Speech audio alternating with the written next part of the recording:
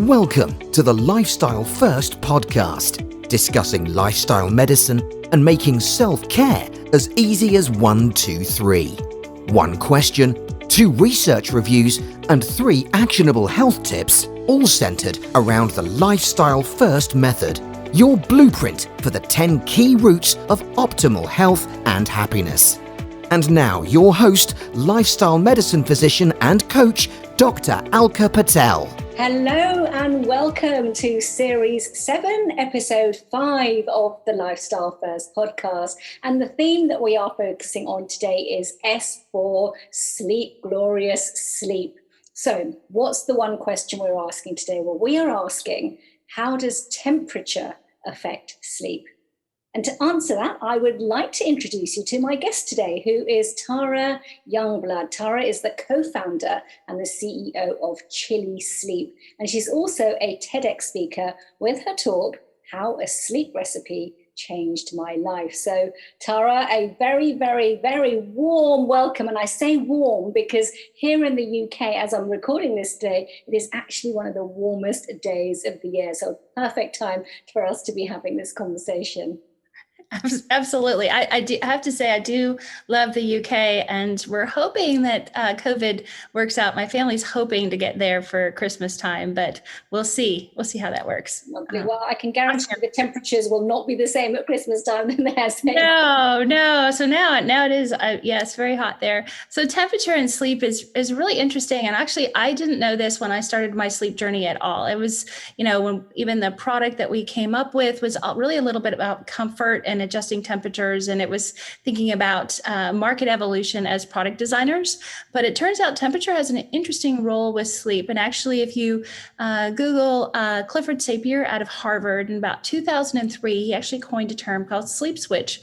It turns out that your neurons in your brain can be activated by a change of temperature, especially in the window of sleep. And when it does that, that is actually sort of triggers the release of melatonin and really starts all of that serotonin, all of those good things that help us fall asleep. So that hormone rush that we get that makes us feel drowsy can be triggered by a change of temperature. And so on the other end of that, we also want a change of temperature that triggers sleep to turn off. And when we do that, we actually get cortisol at the other end.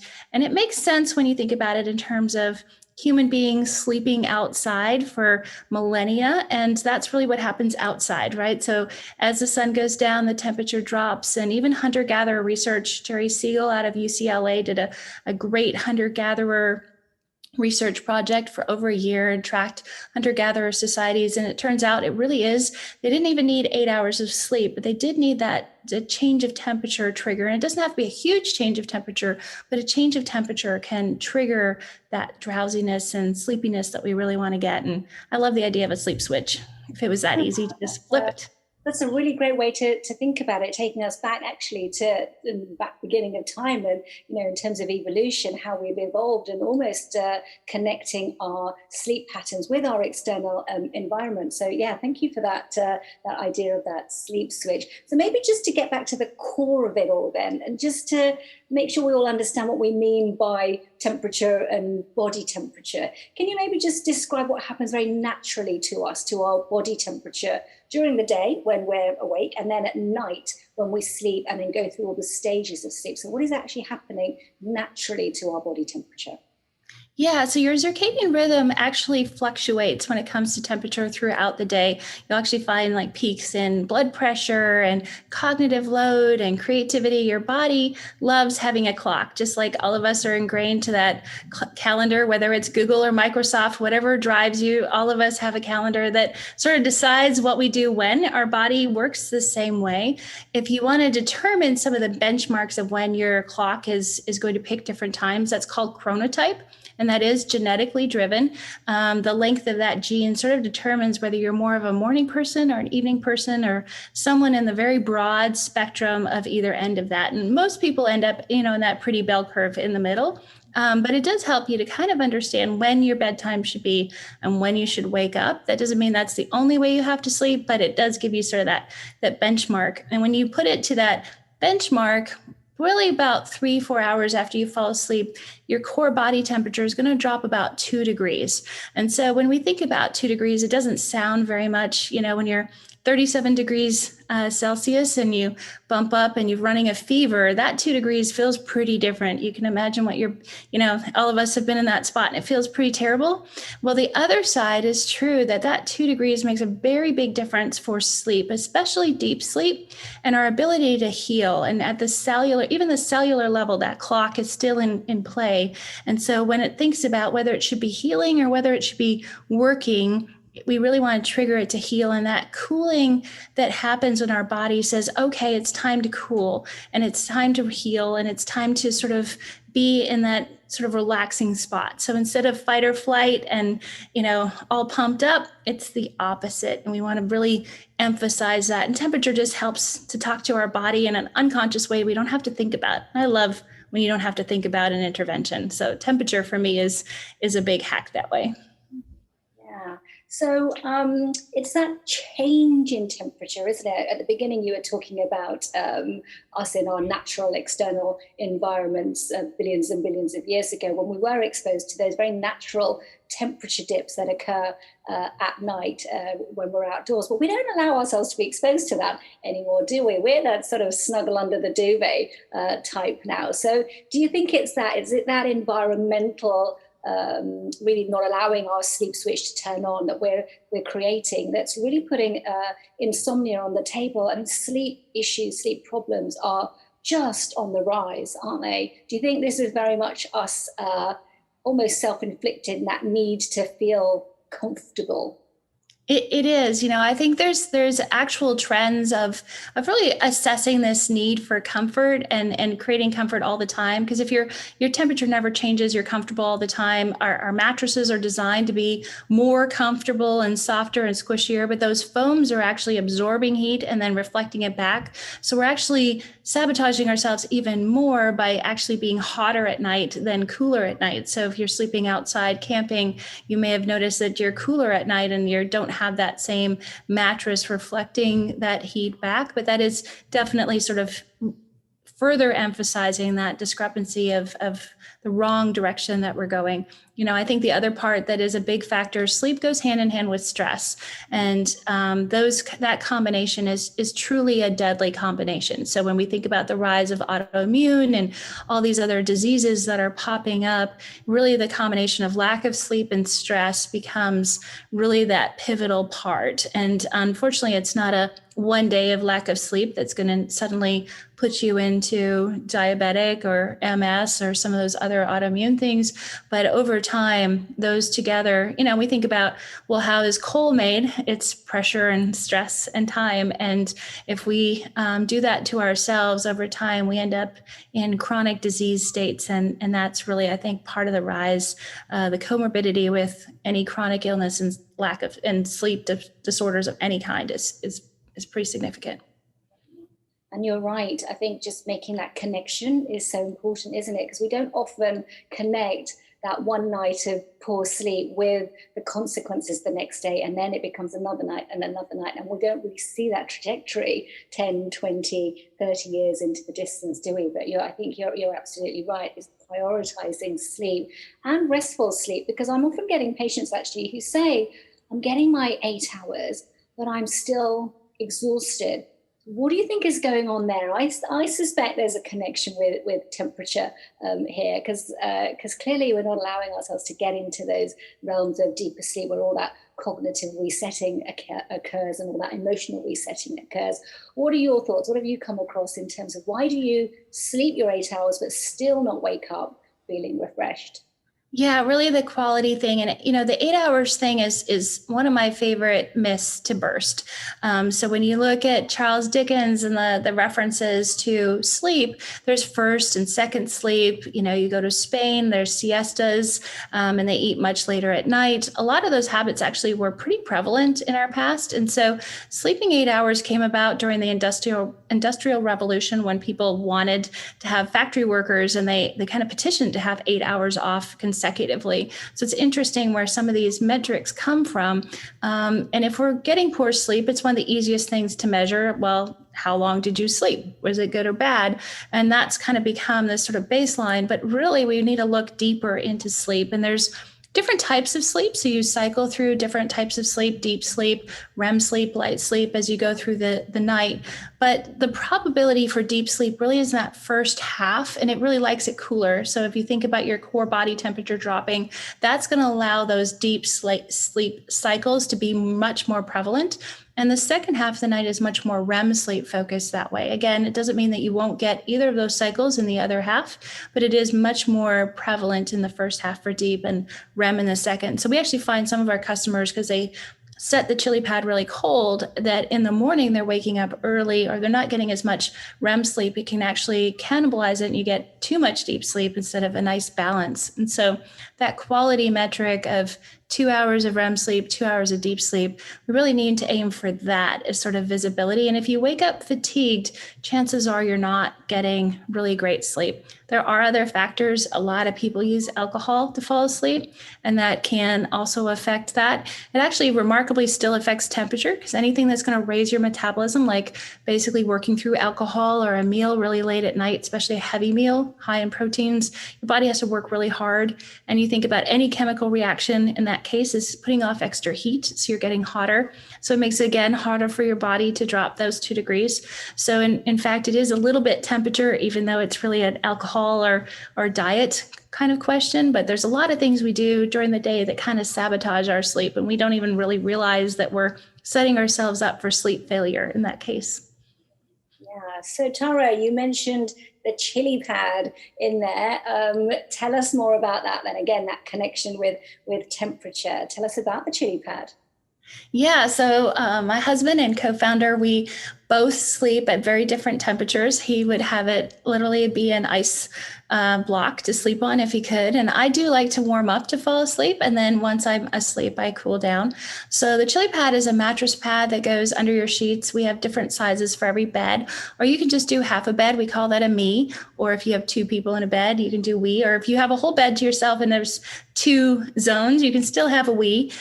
We just kind of use it more as an excitement kind of we instead of like people we's.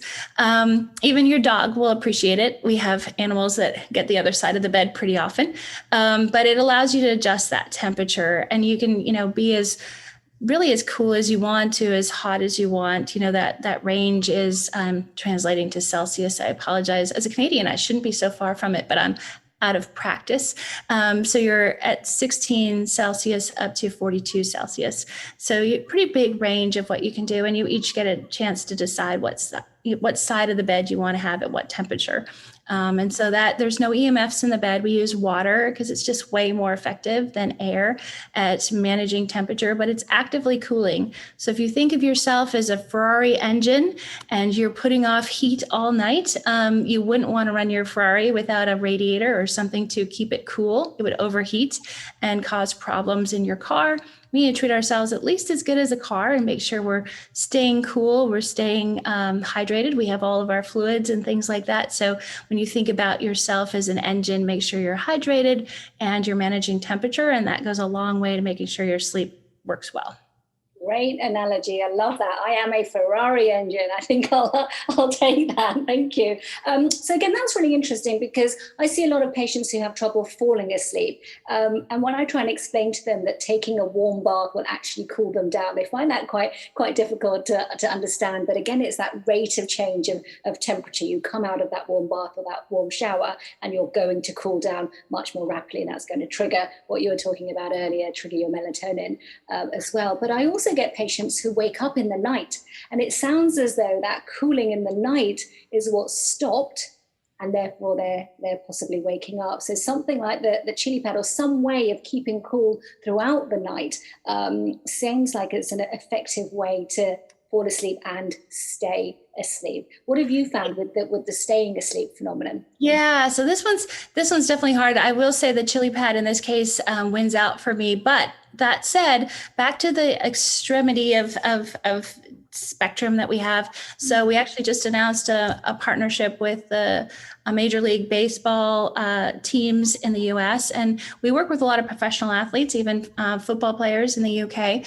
But, in that case, their metabolism is really high from being an athlete. And so, that for them, taking a warm shower, a warm bath is actually not going to help. It's not significant enough of a change in order to really change that metabolism.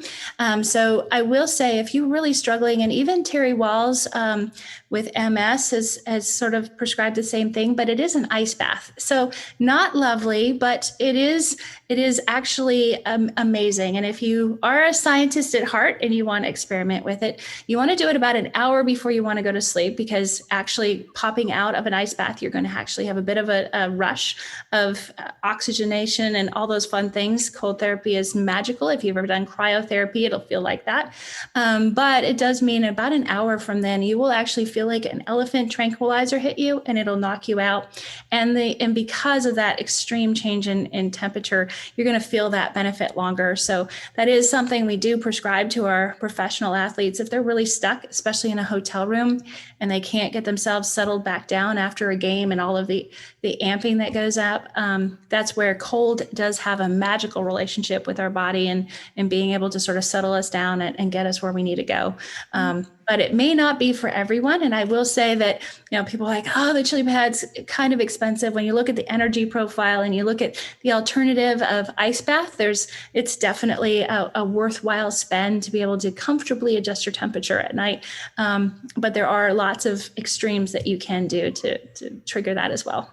And I think what you raised about thinking of yourself, obviously, as an individual and your own response is really, really important, because all of us have different layers to our metabolism, don't we? And I think that's the trick, is remembering that metabolism is generating heat, but your own metabolic rate will be a big contributor to that. And that even me and you will be having, different effects. So just putting on socks for some people is enough. It really is, like, all the way from like just putting on socks to an ice bath and like everything in between. So I every chance I get, encourage people to be their own scientist in their own body and A/B test stuff, like try this and try that. And you'll find something that feels just right, especially with temperature. Yeah. And listen to your TEDx talk when you talk about being your own scientist. I think you did some little experiments of your own on your own body temperature and feedback, didn't you? So I definitely encourage people to have a listen to that. So maybe my final question then, back to sort of metabolism and temperature. Do you think that human beings are getting cooler? Because I've read some research about our core body temperature, and it's actually changing. Do you think that's the case? I think that my belief in evolution is there's a reason for everything. And I do think that, as we look at our response to warmer conditions around the globe, there is an interesting sort of correlation of, we pushed our bodies to be all comfortable, and our bodies are saying, okay, but that range of comfort that our brains think, our prefrontal cortex up here thinks is brilliant to be at a certain temperature, our bodies are actually responding and saying, actually, I can't function really well in that. And so we're evolving to respond to that zone of comfort that exists in our homes with air conditioning and managed temperature control. And our bodies are going to keep responding and saying, I really need it cooler, and I'm going to maintain my own cooler body temperature to not overheat. But we weren't designed to live in this comfort zone of air conditioning that we've created for ourselves. And our bodies are basically telling us, please stop. Get outside, get more cold in your life. It's good for you. And now, here is your lifestyle first prescription. Your 3 activating actions to take you from knowing to doing. Get out of your comfort zone, I think. So give us 3 actions then to do exactly that, Tara, as we wrap up. Give us 3 actions that we can take. Yeah. So first, obviously, is stress management. It comes in all sorts of different forms. And again, just like temperature, find what works for you. If meditation seems intimidating, try just some breathing techniques. I have 4 boys, and we talk about managing a stress monster. So again, the cortisol you wake up with in the morning is cute and friendly, like a puppet monster. But if it manages to get out of control during the day, by the time you get into bed, if it's really ugly and scary, you're not going to be able to go asleep. And that anxiety is really high. So managing the stress monster, one of the things I use for that is a weighted blanket.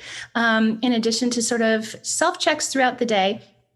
Big believer in BJ Fogg and his tiny habits and anchoring things.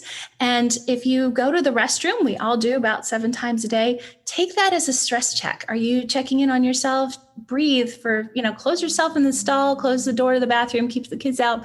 Just 30 seconds to a minute can reset the cortisol levels in our bloodstream and really help. So again, we're not trying to overcome these mountains or huge monsters when we climb into bed because we're tired. And that's when it's really hard to have good talks with ourselves and be grateful and do journaling. It's way harder to keep ourselves on track with that hygiene. Go into the bedtime routine and set yourself up for success with sleep. A lot of people, if you're trying a new habit, do it in the morning. Lay out your tea or lay out what things you want to do. Put it next to your toothbrush, put it next to your habits, and try to do that. Temperature is no different. So if you're using a Chilipad, I suggest start at that room temperature and then adjust up from there. Remember that your core body temperature is warmer than room temperature. So it may still be higher than room temperature. You're still cooling, you're still maintaining thermal neutral or cooler for your body. But get outside and walk. Be outside during the day as much as you can. I know with COVID, things are weird, but by 9 a.m., make sure you get some sunlight, get outside. Even if it doesn't seem like there's sunlight, that sun UV rays are still getting through. You can still feel it. And then try to do one before you go to bed too. If it's not again, socks or a warm shower, get outside. Change your temperature before you go to bed. Hopefully between the extreme of putting on socks and an ice bath, you're going to find that right spot.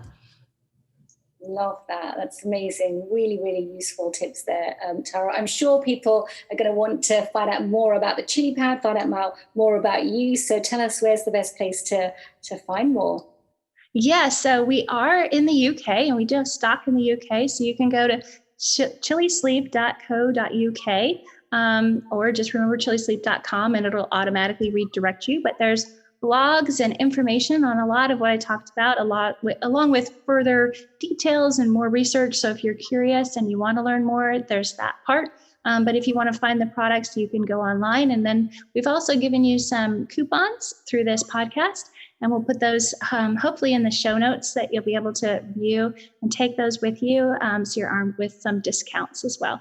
Oh, absolutely perfect. I will put all of those links onto the podcast notes for sure and share those codes as well so people really can really focus in on their temperature and zone in on what works for them. So thank you so much, Tara. That was a wonderful conversation. Really made me think about temperature, especially on warm days like this. So look forward to welcoming you to the UK as well. Hopefully you will be able to get over here over the Christmas. So that would be lovely to see you then. Yes, thank you. Very welcome. So that simply leaves me now to wish everybody listening a happy, healthy day. Thanks for joining us on the Lifestyle First podcast, making self-care as easy as 1, 2, 3. Don't forget to subscribe and share, and we'd love it if you'd be kind enough to leave a review. To learn more or to arrange a consultation, please visit www.dralkapatel.com. See you next time.